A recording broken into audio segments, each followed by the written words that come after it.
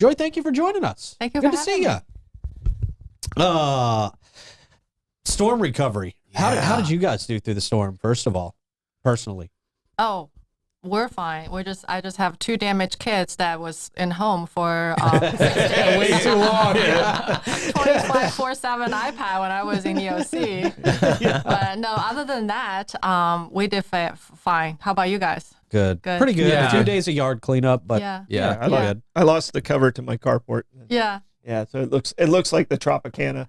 oh yeah, the drum. It's all shredded. sure. It was a fabric cover, and it just got shredded. My covered patio has those mesh thing supposed to stop mosquitoes. I lost 4 panels during Helene, and then 3 more I think during Milton. But the weather has been so nice, so I've been keeping all my so it's doors cool. open, which Yeah. is why I got this eyes going on. But it's worth it. They're flapping in the wind. Yeah, it feels great, except for the side. Well, how are we looking at the county? Are there are some services kind of getting back to normal, garbage collection, those types of things? Well, there are a few detours. Of course, we had a rocky start with FCC, Right. and they did pick up a lot in the past couple of weeks. And I think a lot of residents don't really know that FCC is really only contracted for our regular yard waste, recycle, and household trash. So they're not our emergency response contractors to pick up yard debris from these storms. And they did well because we had 3 storms back to back from August, and then we had Davey, Helene, and Milton. So they picked up more than 80% of what really average that they would have picked up if they were on 100%. We did not deploy any emergency debris removal company after Helene, only because we didn't really have a lot of volume. And there was a lot of locations, North Carolina, and even Florida, that were struggling with the resource. So FCC picked up the slack on that one.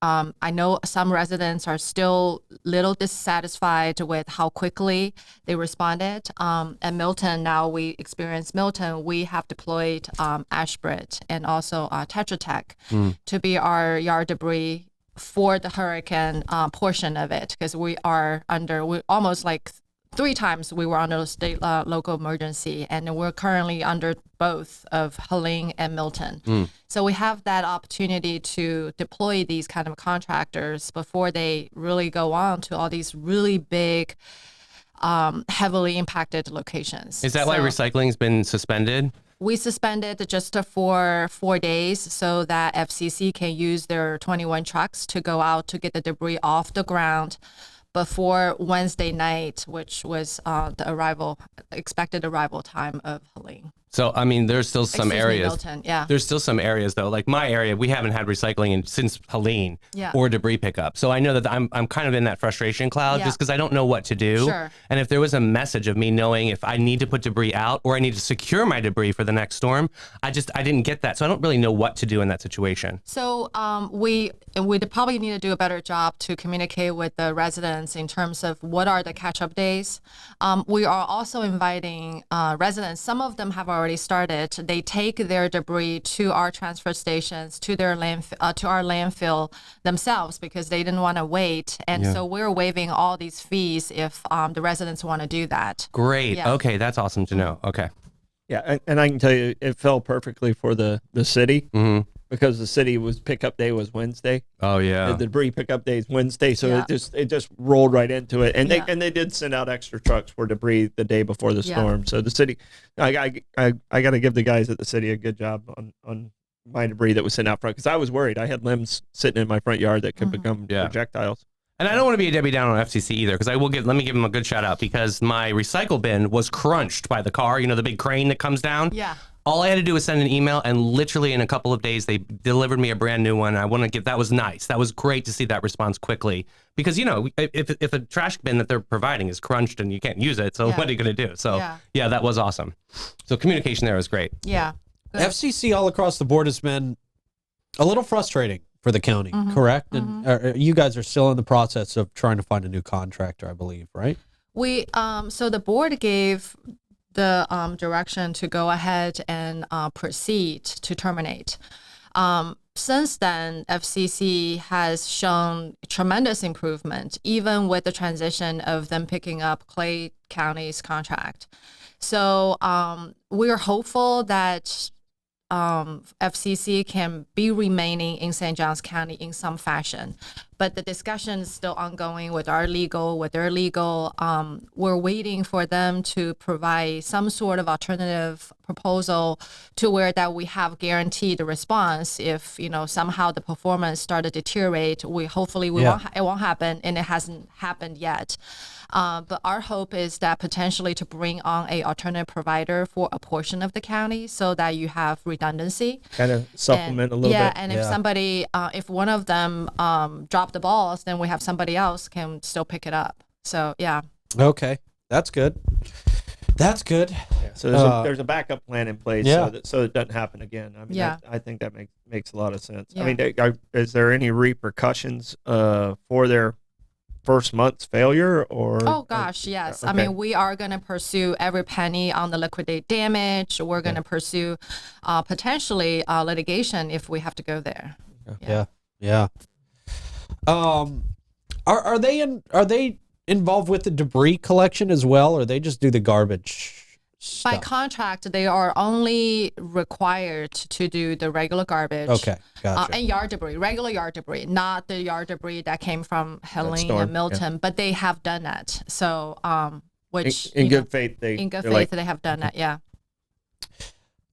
We talked about that, and I don't know how much you can talk about this, but we brought this up yesterday. There's a lawsuit now being brought against the county over the homeless situation, a panhandling situation, really. And honestly, we were talking yesterday, and we thought the laws that the county has on the books makes a lot of sense. People can't be standing around in medians asking for money. People can't make transactions in the medians and things like that.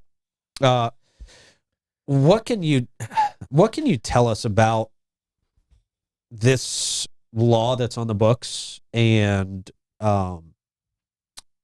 is this something, I mean, are you guys going to fight this and to keep these on the books? So I'm probably not the most qualified person to comment on this. So Rich Commando has been very involved in this lawsuit, of course, as our county attorney, interim county attorney. So we have discussed this very briefly, because this just kind of came out. One thing I think that we feel comfortable with and very confident with, that the intention of creating any sort of local laws or codes has to be focused on the general public safety of the entire county. So it's not supposed to be designed to target any specific people or protect any specific people. So we feel good about the principle of this local law and the kind of protection it provides. Yeah, and I don't know if you listened to yesterday's show, but I was talking about it from Home Again's side. We're of the mindset, kind of save your change and make a change, give it to the organizations, give it to a St. Francis House, give it to an Alpha Omega, give it to a Betty Griffin, give it to a Home Again, and that money's going to go a lot further.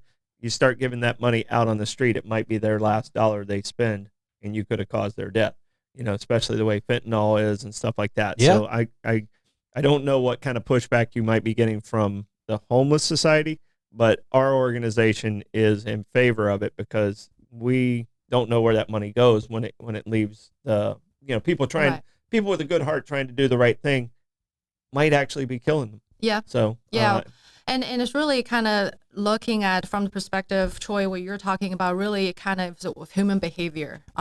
What is encouraging treatment? What is encouraging seeking the right case management, and so that you can be eventually financially independent? And what is actually doing the things that are counterproductive? So there is definitely school of thoughts thinking, allowing these type of activities and allowing unknowing, donors, I mean, I would say donors, they have good hearts, that they may not know the consequence of their behavior to be counterproductive of their eventual, independence. Well, they're thinking of that action, which it gives them that dopamine that makes them feel good about it at that moment, but they're not thinking of the action that happens once it leaves their hand. Right. They're feeling, okay, this makes me feel this. I mean, and there is an instant gratification of taking care of somebody. Yeah. That is a true feeling that you get. I mean, it's just like giving away presents on Christmas. A lot of us rather give away presents than actually get them. Yeah. So I mean, that's a natural. Troy, we talked about it a year ago. Actually, you brought this up, that you were impressed with how Charleston deals with this, with their panhandling, because they provided a QR code along the streets. So that people do want to make a donation to a homeless person, it might be a better transaction to go through this and giving those, to the different organizations, so that they can get those resources out to the people that need it. So absolutely, just a food for thought. I thought that was a brilliant idea. Yeah, and we're still working on trying to get those QR codes out, and they would have a list of different what they have in Charleston. They have a list of all their providers through the QR code. They have it posted. Hey, don't do this, and it's on the street more than it is on the intersections. But I understand the intersections, it stops traffic, and a lot of times they're hanging out at 312, the most dangerous. It's really bad there. 312 and US 1, the most dangerous intersection we have in the county. Cobblestone, all that area. Yeah. Well, Joy, I know how much I'm struggling with the allergies today, so I'll let you off the hook a little bit early, because I know me and you were going through the same thing this morning. But is there anything else you feel like we should know that's going on at the county? Anything upcoming that should be on our radars, or anything important that you think from the last meeting? We got a lot going on. We are in October, so our new budget is in place now. We're looking at over 100 capital projects. We got the $120 million bond program that is going on. We're excited about our 4 regional parks. We're excited about our new libraries. We're excited about our stations. So a lot of good things are going on. We're getting ready to receive the new commissioners, and we're looking at a November transition. So we're doing a lot of preparation for that. Intentionally meeting with the new incoming commissioners to make sure that they are brought up to speed on the decisions that they're getting ready to make. So there is a lot going on. Good stuff. And it's all good stuff. That's right. Yeah. Yeah. And you mentioned this earlier, so that kind of brought it up. We have an interim county attorney. Do we have a timeline on when and how they're going to make that? I mean, I'm assuming they're in the process right now of collecting information and stuff on the county attorney to make a more permanent county attorney. I have not been directed to do really anything. County attorney, along with Separate, county administrator, are the only 2 employees who work directly for the 5 commissioners. So I have not received any direction from the board members collectively to take any effort or initiatives on recruitment. So I would imagine that's forthcoming. Okay. Yeah, but is the search, do you know if the search is out yet, or you don't even know yet? No, we don't have a recruitment out there. Oh, okay. So, all right. So we don't really have a timeline yet, because we don't have a recruitment. Okay. Yeah. All right.